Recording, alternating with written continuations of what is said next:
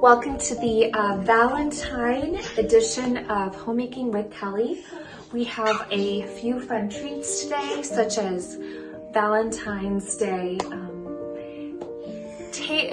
a table, well, a little bit of a table, bedroom decorating, and kind of like room decorating, main places, and a Valentine's Day tree. So we're gonna have a lot of fun. I also have some date outfit ideas from the Dress Lady Boutique, and yeah, some holiday gifts and things like that. So anyways, this is the Valentine's Day edition of Homemaking with Kelly, and let's get started.